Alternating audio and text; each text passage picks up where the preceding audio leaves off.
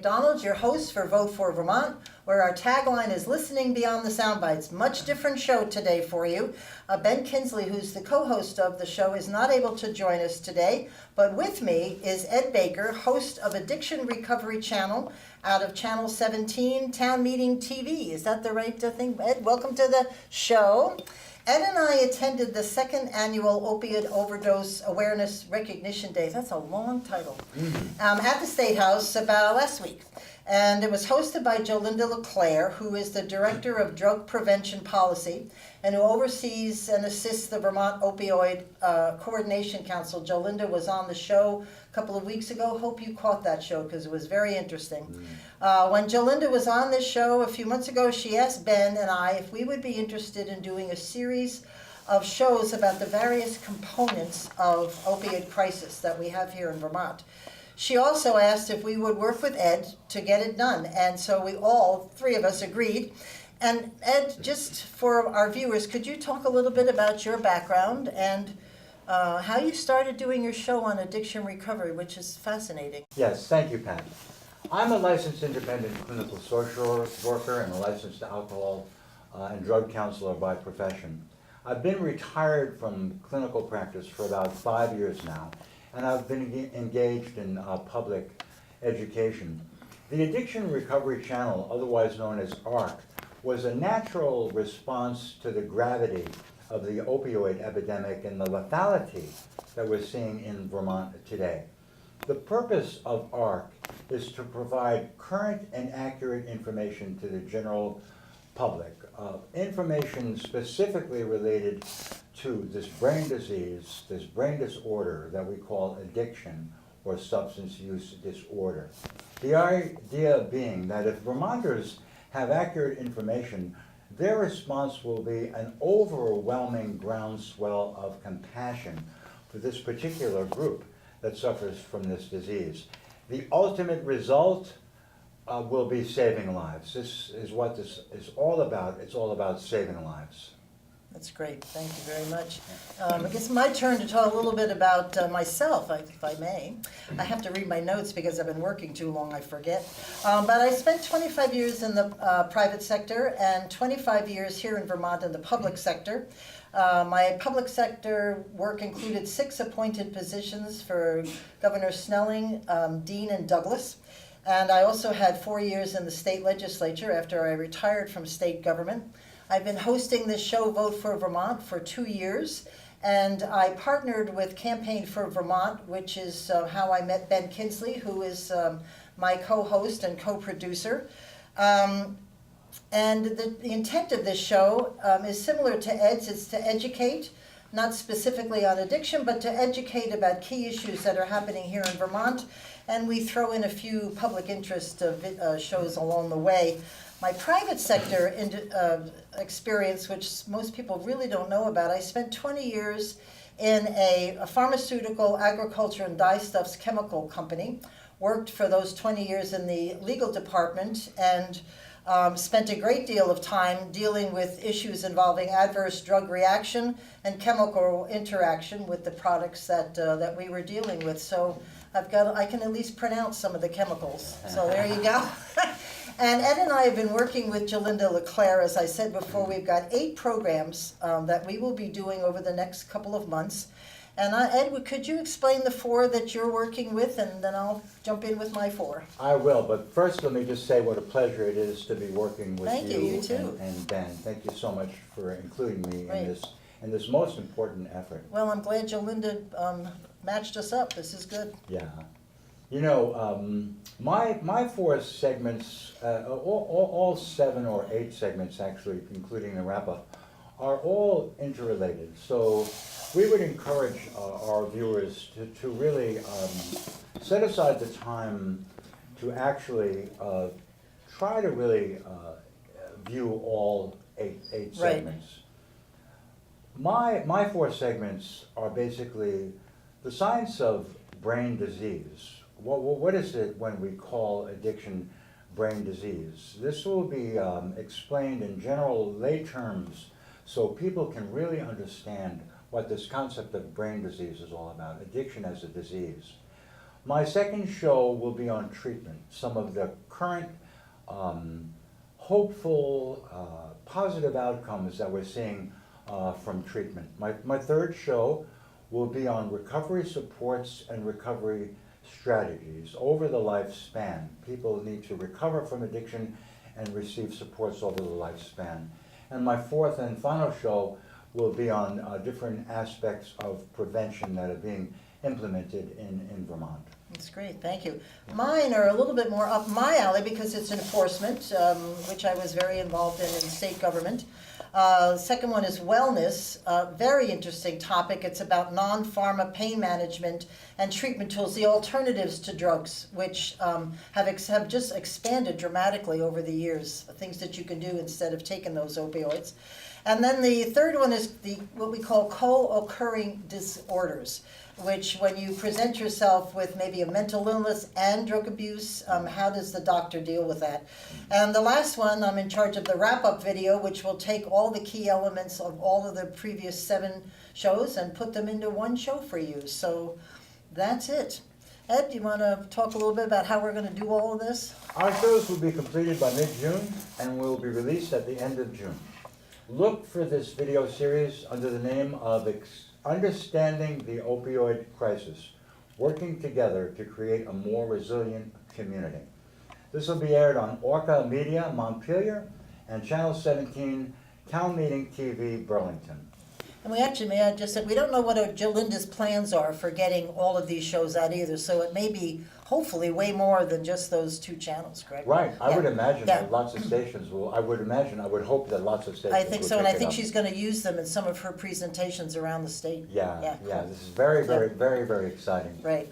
For now, please join us, Governor Scott, and guests, as we share with you some of the various speakers at the 2nd annual Opioid Overdose Recognition Day held recently in Montpelier. This will help you to understand some of the complexities of the opioid crisis we all face and some of our responses. Thank you for tuning in, and stay tuned for the video series, Understanding the Opioid Crisis, Working Together to Create a More Resilient Community. Great, thank you, Ed. Thank you very much. Thank you for tuning in. I hope you stay and watch the rest of this video. It's really interesting. It's our little teaser so that you'll check out the other shows that we're doing. In the meantime, I'll see you next week. In the meantime, keep listening beyond the sound bites. I want to thank you all for joining us today for the 2nd annual Opioid Overdose Awareness Day. Incredible turnout and such a great mix of citizens, legislators, leaders who are all looking to fight this challenge. We have 1 hour to shine a light on the stories of life lived, life lost, and the human connection we see here in Vermont every day. It is that human connection that results in Vermonters with opioid addiction reaching treatment, which is a first step towards recovery.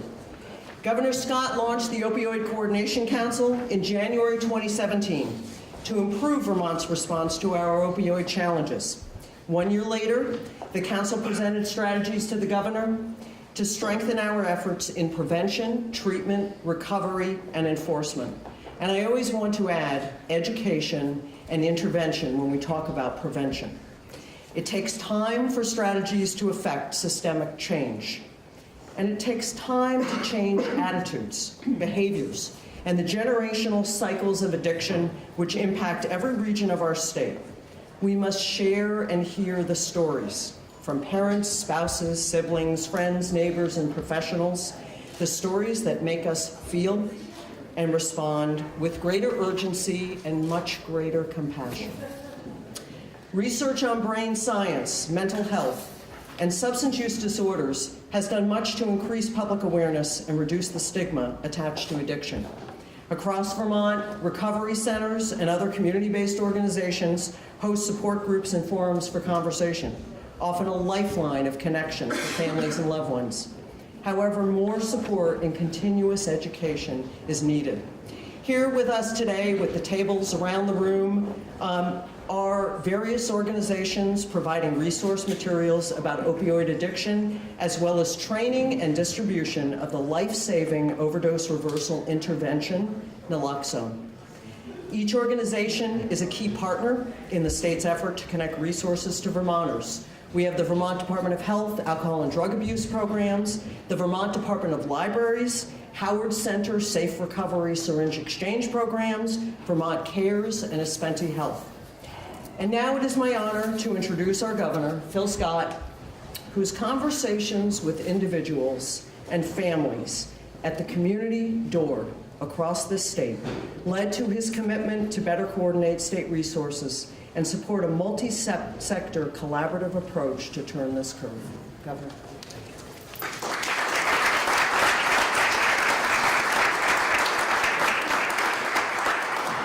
Thank you, Jolinda, for organizing this event for the second straight year, and thank you to everyone for being here. I think many of us recognize, and by now, nearly every Vermonter has felt the impact of opioids on our families and our state. Addiction is something that's touched every community and family in Vermont in some capacity. And if you don't think it has, it's likely you just aren't aware of it. The devastation the opioid crisis has on Vermont families is heartbreaking, and progress feels elusive at times. As I said in my State of the State address, our success will be counted one life at a time. A young man in recovery going back to work, a mother seeing the light in the eyes of a child once thought lost forever, a community free from fear of crime and violence, and one less child brought into this world affected by addiction. This will be success. Vermont has been a leader in addressing this crisis like the public health crisis it is, but our work is far from over. The availability of cheap and increasingly dangerous drugs like fentanyl continues to present enormous challenges. While opioid-related deaths are leveling off in Vermont, they are still far too prevalent, with over 100 per year. But deaths involving fentanyl have increased by more than a third, from 49 in 2016 to 67 deaths in 2017. The complexity of this crisis and the toll it takes is difficult to get a handle on, with new challenges like the emergence of fentanyl underscoring how hard progress can be. My administration is committed to ongoing efforts on this issue, and we approach it, as Jolinda had mentioned, as a four-legged stool, focusing on prevention, treatment, recovery, and enforcement. We know there is no one solution to this crisis. It takes this kind of comprehensive approach, and it takes strong partnerships. Some of the partnerships we have forged in this area are represented here today. Community providers, first responders, public health officials, and Vermonters in recovery, all of whom you'll hear from later on. But I want to take this opportunity to thank our congressional delegation, who have representatives from their offices here today, whose work in Washington and Vermont has helped address this crisis with much needed compassion, expertise, and funding. As Vice Chairman of the Senate Appropriations Committee, Senator Leahy has made it a priority to strengthen the work of tackling the opioid epidemic, both in Vermont and across the nation. This year, Senator Leahy shepherded efforts to include $3.3 billion in the federal budget to address opioid treatment, prevention, recovery, and enforcement programs. The Vermont Department of Health will receive at least $4 million from the state opioid response grant funding contained in this bill, a $2 million increase compared to recent years. It also includes $32 million, a $22 million increase for Senator Leahy's National Anti-Heroin Task Force grant program, for which the Vermont State Police has already received $2.7 million since 2015 to expand statewide enforcement efforts. Senator Leahy has repeatedly highlighted Vermont's hub-and-spoke medication-assisted treatment program as a national model for other states to follow. Representative Peter Welch recently led the efforts for research and development of non-addictive, non-opioid methods of treating pain. $500 million was included in the appropriations bill specifically for this research. Representative Welch has also helped develop and advance the Comprehensive Addiction and Recovery Act and the 21st Century Cures Act to provide support and funding for Vermont. This included $1 billion in grants to states, localities, and service organizations working on the front lines of this epidemic. Finally, Senator Sanders helped lead the fight in Congress to reauthorize funding for community health centers, which are key partners in Vermont's efforts to combat the opioid crisis, and they provide medication-assisted treatment and behavioral health care regardless of the person's ability to pay. Senator Sanders has visited schools throughout Vermont and discussed the opioid crisis, believing students are key to our success in tackling the opioid crisis in the country and can help us find a way forward. In talking with these young people, he has heard firsthand how important it is that we not just deal with drugs and alcohol addiction, but all the incidents of depression, anxiety, and other mental health challenges that students are experiencing today. While we may be a small state, we're lucky to have an influential delegation who knows the challenges of the communities they represent. And while we have made incremental steps, we are still seeing a rise in opioid-related deaths. They're just not increasing at a slower rate than in year-over-year comparisons. Opioid addiction affects so many lives, and I can't tell you how much I appreciate the courage and leadership of those joining us here today to share their stories in an effort to help others and to really make a difference. You demonstrate why we must continue this battle against an epidemic that reaches every corner of the state. So I thank you again for being here and sharing your experiences. And at this time, I'd like to invite our Commissioner of Health, Dr. Mark Levine, to offer further comments.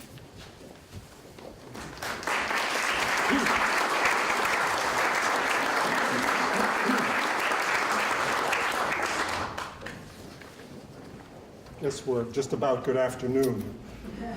I've had the opportunity and the privilege to know some of the individuals we're here to acknowledge today, both in my medical practice life and in my current position as your health commissioner. Those who have survived their addiction and at times an accidental overdose. And yes, I have known some who we have lost to an overdose tragedy. And I've known too many friends and families of Vermonters who have suffered from opioid use disorder, those who have had to live their lives walking on eggshells, facing the daily challenges of a loved one slipping deeper into the thralls of addiction, ever fearful of the phone call bearing bad news, as well as those who could celebrate their loved one's successful recovery.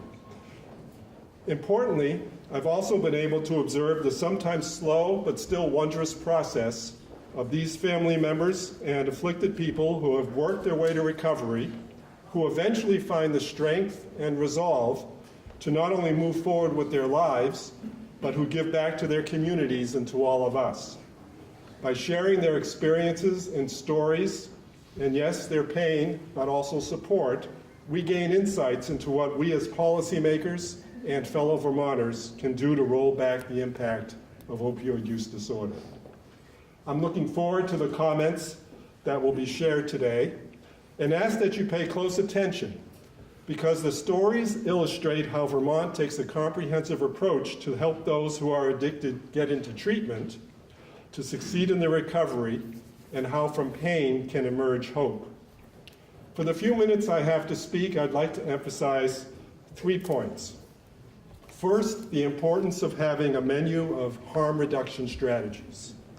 These take the form of drug disposal programs, sharps collections, alternatives to incarceration through family and drug courts, and syringe service programs that are community-based programs that provide access to sterile needles and syringes free of cost. The 4 syringe programs with operations in 9 counties are an excellent example of the multifaceted approach to prevention and treatment. These programs reduce the transmission of bloodborne pathogens like HIV and hepatitis virus among people who inject drugs. They provide important overdose education and preventive services. And most importantly, they offer a personal and empathetic contact to help connect people with treatment when they are ready to take that step. The programs also complement our successful naloxone distribution, which in concert with our Good Samaritan laws and the standing order that I sign annually for pharmacies to provide access to anyone who wants a supply, are efforts that work. Just last week, the U.S. Surgeon General recommended that more people keep this life-saving intervention on hand. The distribution of over 20,000 naloxone kits to the public in our state and to first responders have contributed to well over 1,000 Vermont lives saved. My second point, waiting for treatment in Vermont is merely a relic of the past, and we must not lose sight of this goal. At this time, anyone with active addiction who seeks treatment should not have a waiting list stand in the way. Almost no other state can say this. This, along with novel strategies being piloted, such as initiating treatment with buprenorphine in the emergency department, and having peer recovery coaches with lived experience on site in emergency departments and in recovery centers, so that their expertise, support, and assistance are available at the moment when it can be most effective, should further decrease the likelihood of overdose and overdose death and enhance the opportunities for successful recovery. And finally, the hope that prevention can bring. We can make, if only, a reality. For many, we can't turn back the clock. I wish we could. But we are implementing policies and strategies that will help future generations avoid developing this disorder in the first place. We're experiencing great success with the new prescriber rules and the education and conversations that now routinely occur in the healthcare setting. Along with the use of the Vermont prescription monitoring system, these have resulted in a 25 to 35% decrease in prescriptions, morphine milligram equivalents, since July. And on the public level, we continue messaging campaigns, speaking to our most susceptible youth populations on the media platforms they commonly use. And we're augmenting efforts in schools with curricula and substance abuse professionals, and in communities with mobilization of coalitions and state support of parent-child centers where screening efforts take place. So please, when you leave here today, remember three things. Remember and honor the stories, both the fortunate as well as the unfortunate. Play a personal role in understanding the impact of addiction on the brain and in decreasing stigma. Those with addiction face enough challenges. And be hopeful that we are indeed getting ahead of this crisis and can focus on prevention and recovery to even greater extents. I'd now like to welcome Prescott Nadeau of the Williston Fire Department to provide some insight into what our first responder community is seeing in the field.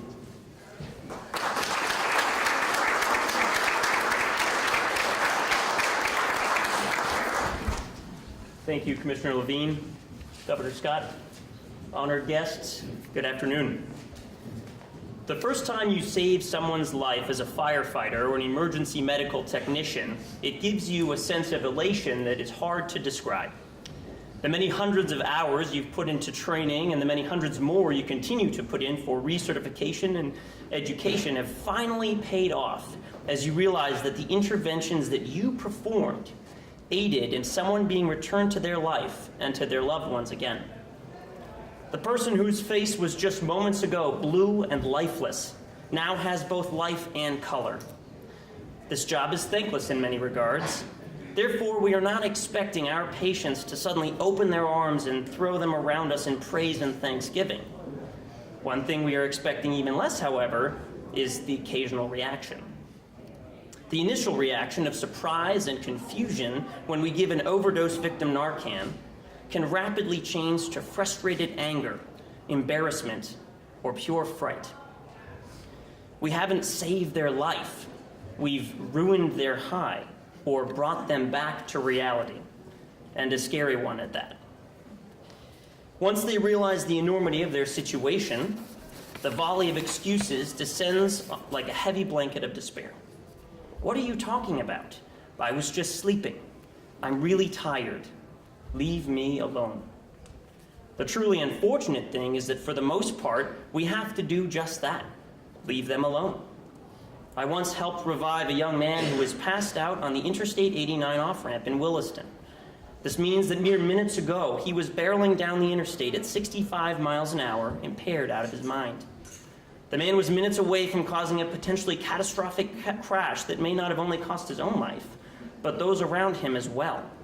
While in his case, there was a good outcome, we were able to bring him to the hospital, many more choose to go about their business and refuse our further care. My colleagues tell me heartbreaking stories.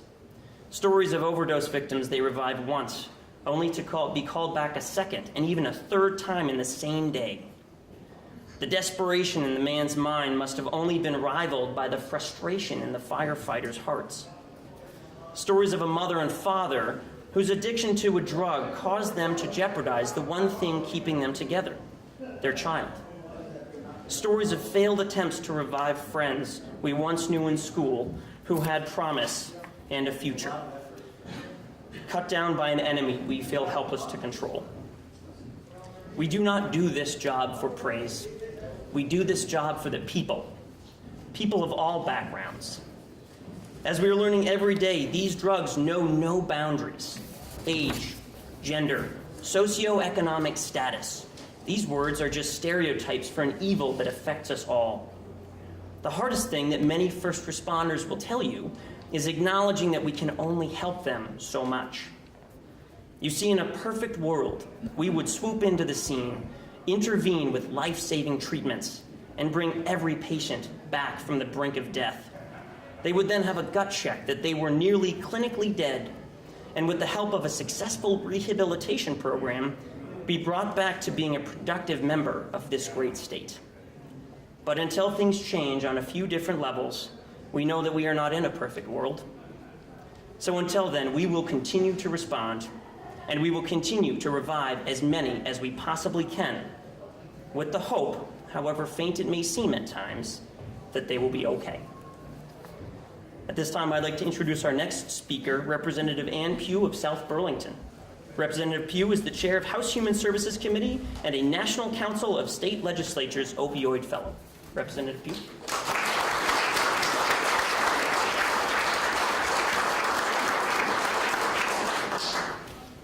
Thank you, Governor. Thank you, Commissioner, and thank you, Prescott. I stand here as a legislator, one of 150 House members who is working every single day on this and other issues. We are working to remove the barriers and to let all of you who are doing the work, and whether it is in a program because you yourself are wrestling, or whether it is you are doing the work to help people who want to leave. I've been a legislator for more than 20 years, and with then Senator Jim Leddy, I helped when Governor Dean was governor. The two of us helped bring legally methadone treatment into the state of Vermont. One of the first bills that I reported on the floor of the House was the syringe exchange program. Harm reduction strategies are the ones that really need to happen. I'm really honored and to be a part of this gathering and feel a little unworthy. Around here, are you all doing the work? And I'm looking at my committee who does the work. I'm looking at members of House Judiciary who are doing the work, House institutions who are doing the work, and appropriations every single day. The impact of opioids have on the lives of families and loved ones, and the work towards effective prevention and intervention and treatment and recovery supports is what this is all about. It's what the governor talked about. It is what Commissioner Yu talked about. And it's why we're here. Sadly, as I said, this is not a new issue to me or any of the members of the General Assembly. It's a problem we all know. It's a problem those of us who serve as legislators either know personally from our family or through our constituents and in our communities. And as legislators, it is through testimony and, quite frankly, through the stories that we hear informally through the hallways. And I want to assure people that while progress may be slow and while you may be frustrated and say, why haven't we fixed it? Our committee and every single member of the legislature is working on it. However, you're not here to listen to me. And the best way that we can learn about the crisis of opiate use and abuse in our state is to listen, to really listen to the very people who have lived it with their families, their circle of friends, or in their communities. And most importantly, to listen, to really listen to those who have personally been down this trail of desperation and found the courage, strength, and support to beat the addictive cycle and get on to the road to recovery and reintegration with family and with community. It's with great honor and a pleasure that I introduce one of those heroines to you, Kelly Breyer. Kelly is the New Moms Recovery Program Coordinator at the Turning Point Center in Chittenden County, and she's the mother of 2, and she's in long-term recovery. So, Kelly.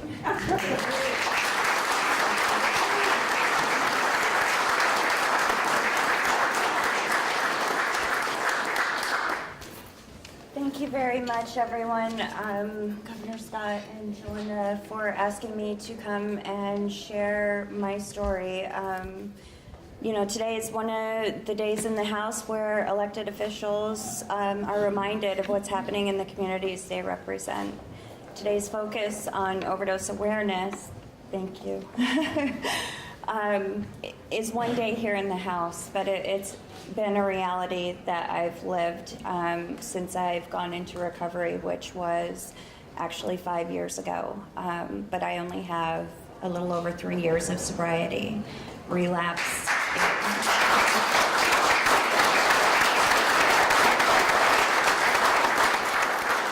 I like to point that out because I considered myself a person in recovery when I took the action and used the supports to get into treatment to try to save my family. I wanted to get healthier for my children. I was very aware of what my addiction was taking from me. And I was lucky enough at the time, this was right when things were changing, when Vermont was becoming more aware of what supports were needed to help people in recovery. And that was back in 2013. I had my assessment at the Lund Center and was quickly put on a plan to go to Act 1 Detox in downtown Burlington. I went straight from there to Maple Leaf Farm for 25 days. The usual stay right now for insurance is 14, and that is just way too short. And I transitioned right from Maple Leaf Farm into the Lund home. I successfully graduated that program within 5 months.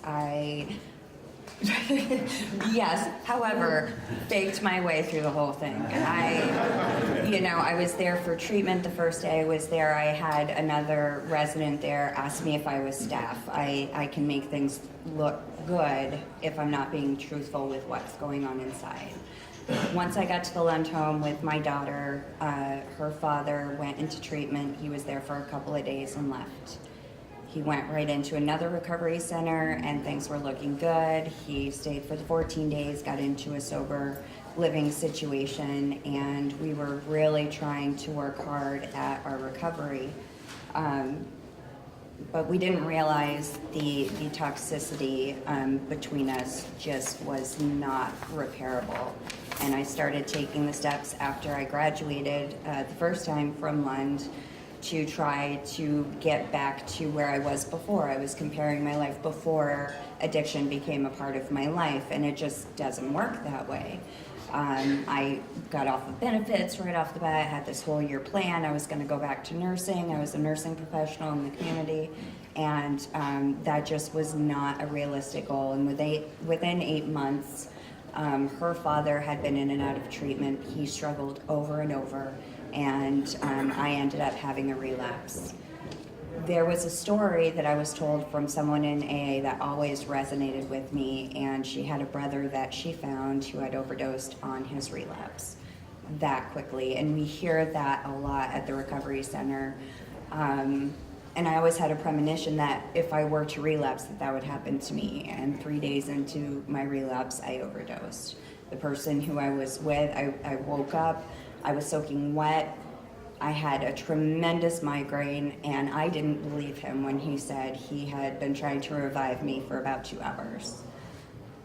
I said, why didn't you call 911? Like, if I was that bad, why didn't you get me some help? And the fear at the time was that if there was someone responding, that he would get in trouble, that there would be consequences. So in order to save my life from relapse, he would have had to jeopardize his addiction.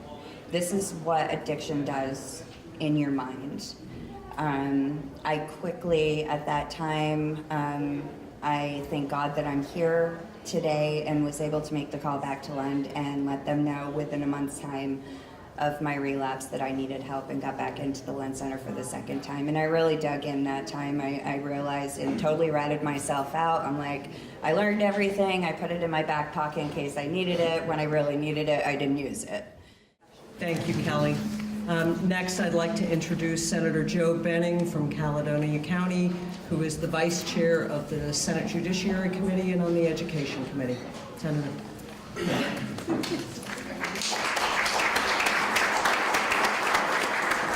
So good afternoon. Wonderful turnout, and I want to thank Jolinda especially.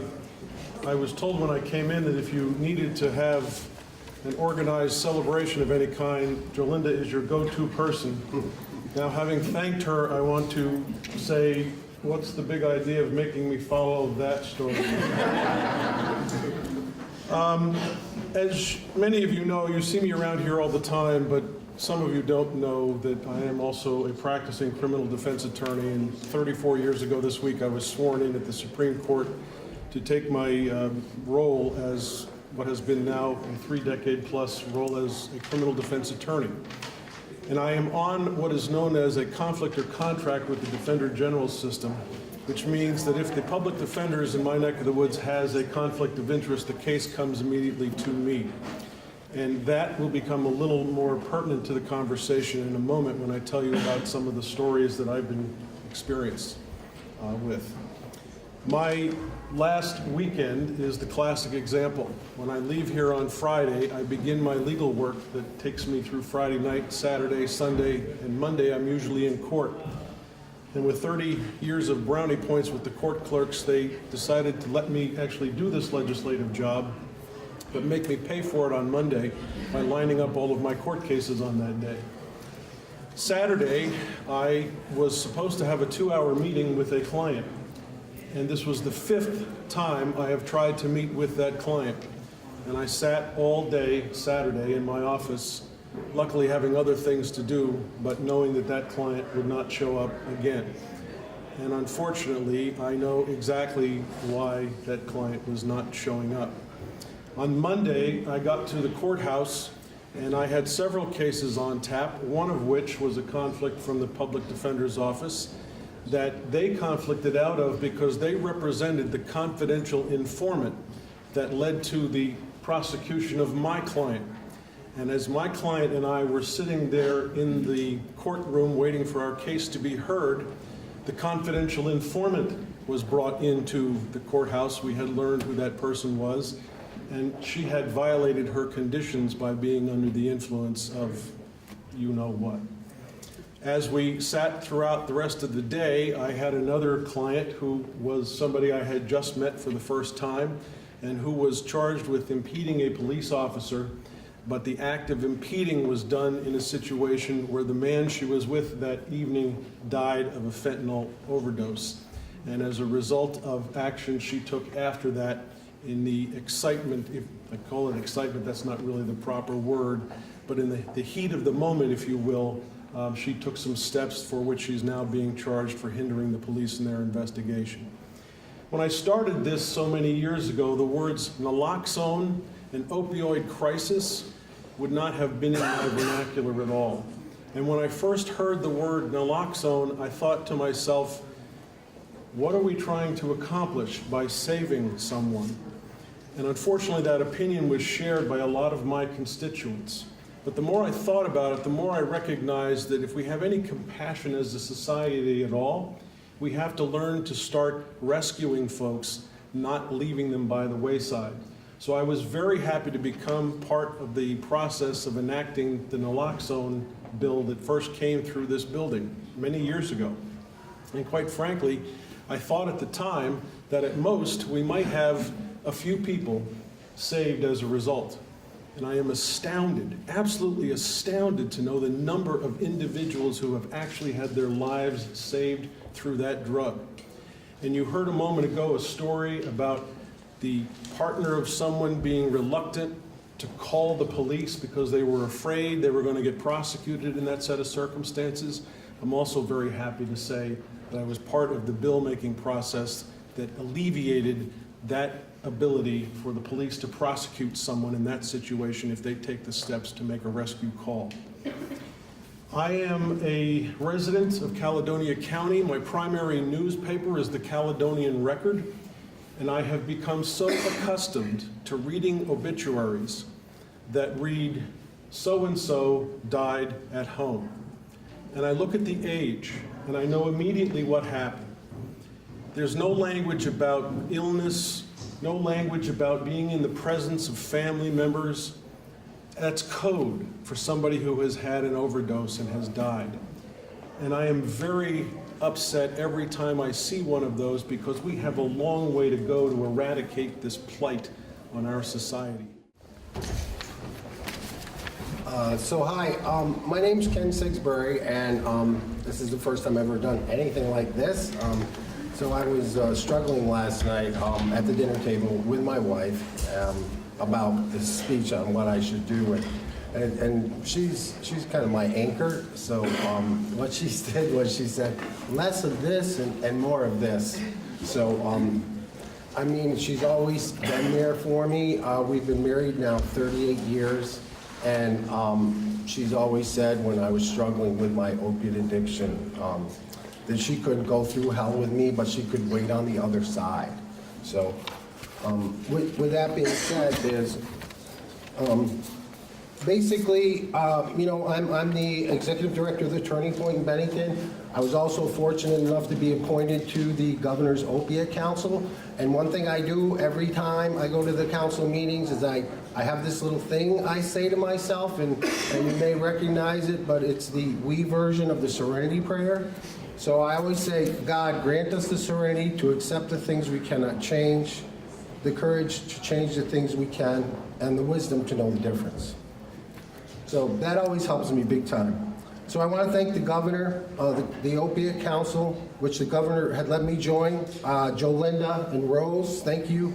The Vermont Association of Mental Health and Addiction Recovery, the Vermont Recovery Network, especially Sarah Monroe. Thank you, Sarah. All the Turning Point directors, staff, volunteers. I can't do it without volunteers. And the Fed Up group in Manchester that we've recently been working with. So, most importantly, I'm an opiate addict in long-term recovery. This disease has a special meaning to me because it has personally touched my life. I understand personally how it feels when opiates grab a hold of you and first make you feel like it's the answer to all your struggles. You go through life, then later, slowly, painfully, it takes everything that you hold dear to you. The recovery centers in Vermont are having to evolve to deal with these issues. We're going out to our communities, letting the public know we are ready and available to help them to take the steps to start the healing process. This disease is destroying an entire generation. This disease is obliterating families. This disease is killing Vermont children, our children. I see moms and dads coming into the center to get Narcan, feeling embarrassed because of the stigma in our community, who feel they have to explain why they're there by telling their painful story, or what has brought them there, usually bringing them to tears and wanting to know why it's happening. I see young addicts coming in just so sick and tired of being sick and tired and crying themselves, saying they don't want to do this anymore, but can't get away from it. We at the center can help. You can drop in any time. We are open. You don't need an appointment. It doesn't cost anything. We help you find all the help that the state has to offer, whether you're an addict or a parent. And it is the empathy that we have by us being peers, having had walked the path of addiction ourselves and living proof that recovery works. We are mobile in our communities. We are going to the schools. We are having youth forming their own recovery communities. We have parents and loved ones coming together for support. We are getting support from our governor through trying to find more funding, even though it looks like there's nothing left, through the formation of the Opioid Council, supporting our recovery coach programs, supporting recovery housing, because when people who are struggling get out of treatment, the only place they have to go is back to the same people, places, and things that have brought them there. And we have to get our message out about stigma. I say yes when someone asks me to argue that drugs are a choice. I say yes every time. But you know, what's not a choice is the constant call of the drug, the cravings, that we who suffer from substance use disorder have to deal with for the rest of our lives. So I'd like to thank you for listening to me today, and I'd like to introduce Tom Anderson, who's one of the tri-chairs of the Opiate Council and also the Commissioner of Public Safety. Thank you.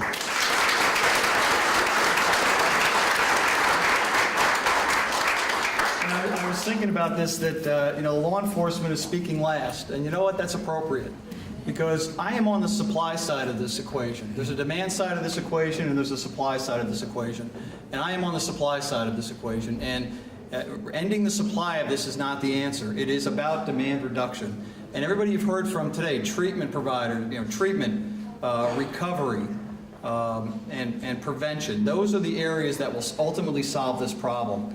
Not law enforcement, and not trying to reduce the supply of these drugs. It would be nice when we don't have to have an opioid awareness day. I wish I could tell you that's 1 year away or 2 years away or 3 years away, but I can't tell you that right now. But I can tell you that I think we're making progress. I think in the last year, under Governor Scott's leadership, we have taken some real steps to try to address the problem from both a demand reduction and a supply reduction end. And I think the emphasis has been on demand reduction, because law enforcement gets it. We understand that ultimately the solution to this problem is reducing the demand for the people that want this drug and that can become addicted to this drug. That's ultimately how we're going to solve this problem. So I do think we are making progress, and I'm hopeful, in a few years we won't need to have an opioid awareness day. I wish I could tell you right now it's going to be 5 years away or 6 years away, but I can't. But I do think we're making progress. I think one of the things that Dr. Levine talked about was the reduction in the number of opioids being prescribed. The prescribing of opioids is what got us into this problem. And the fact that we are now taking steps to reduce the number of opioids that are being prescribed statewide is really, I think, the first step in bending this curve so that we are reducing the demand for these drugs. I also want to echo a couple of things that Governor Scott said. One is, if this crisis, if this epidemic hasn't touched you, consider yourself really lucky. A couple years ago, I spoke at the funeral of my best friend's son, who had died of an overdose of opioids. It was one of the hardest things I think I have ever done in my life. And there are other times where you speak with somebody you haven't seen, a friend you haven't seen for a couple of years. Like it just happened to me recently. You're speaking to a friend for a couple of years saying, hey, how are the kids? And they're telling you about one of their children that's addicted to opioids.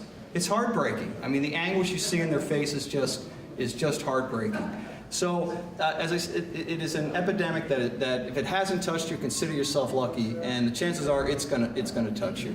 I also want to thank the congressional delegation for the support they've given on the supply side, on the ability for us to investigate. There is an ugly underbelly to this epidemic, and that is, you know, out-of-state suppliers that come up here and peddle this poison, and they're not alone. It's just not out-of-state suppliers that are here. There's infrastructure within Vermont that facilitates the sale of these drugs, and those are what we're targeting through the type of funding and support we get from the congressional delegation. We'll continue to do that. If there's one bright spot, I think enforcement is an area we do pretty well in this state, and that doesn't happen by accident.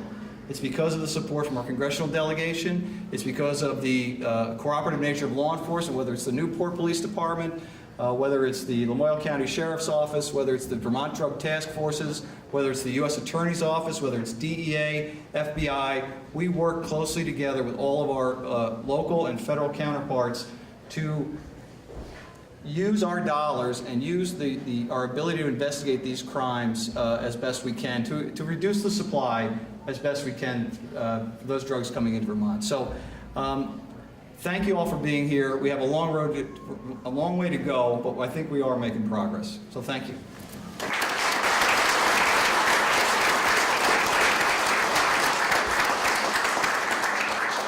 And I want to thank every one of you in this room today. It is collective impact and collective action that will make us all affect change across prevention, treatment, recovery, and enforcement. And we're doing a lot of things right here. Secretary Gobey has oftentimes said we have to celebrate our successes. And I want to leave you with that note because we are doing much that is turning this curve. Thank you, Governor. Thank you, Representative Pugh. Thank you, Senator Benning. And I want to thank everybody here on the council and all of the partners because that's what makes the difference. Anybody who has any questions, we will take them after, and there will be some people who will stay here. Thanks very much.